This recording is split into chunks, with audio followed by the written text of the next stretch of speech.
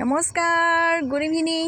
আপোনালোকে কি কৰিছে বাৰু? এতিয়া চাহ খালেনে? মই ইয়াৰ দুইজনী ছোৱালীক অকণমান উলিয়াই আনিছিলোঁ, কাৰণ আজি মানে আমাৰ ডাঙৰ দেহা ভাগৰ স্কুল নাছিলে, এক্সামো নাছিলে।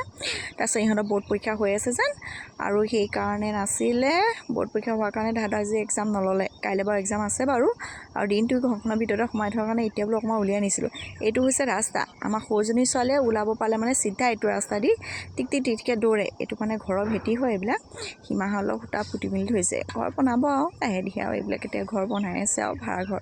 এইবিলাক যে দেখিছে সেউজীয়া টিংপাত লগোৱা, এইবিলাক ভাড়া ৰুম, আৰু নীলা টিংপাত লগোৱাও যে সেইবিলাকো চব ভাড়া ৰুম।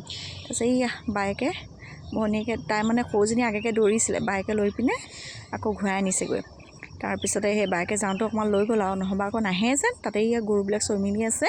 তাৰপিছত সেয়া সেই অকণমান উলিয়াই মেলি আনিলোঁ, নহ'বা নুলিয়ালে বৰ দিগদাৰ, আৰু দিনৰ দিনটো ঘৰখনৰ ভিতৰত সোমাই থকাটো ইমান ভাল নহয়। তাৰপিছত এইভাগে এক্সাম শেষ হ'লেতো আৰু ক'বই নালাগে আৰু। তাহাঁতৰ মানে দেউতাকে সিফালে অকণমান ফুৰাবলৈ লৈ মেলি যায়, সেইটো কাৰণেই ভাল আৰু তেওঁ যেতিয়া সময় পায় তেতিয়াই। তাকে এতিয়া এয়া অকণমান ওলাই মেলি আহিলোঁ বাৰু। আপোনালোকে চাহ খালেনে? অঁ শুনে, গৰু আহিছে চোৱা, খোজ মাৰি দিব। এইফালে গৰুটো ল'ৰা ধপৰকৈ আহিছে বাৰু। হ'ব বাৰু দিয়ক, ৰাখিছোঁ দেই এতিয়া।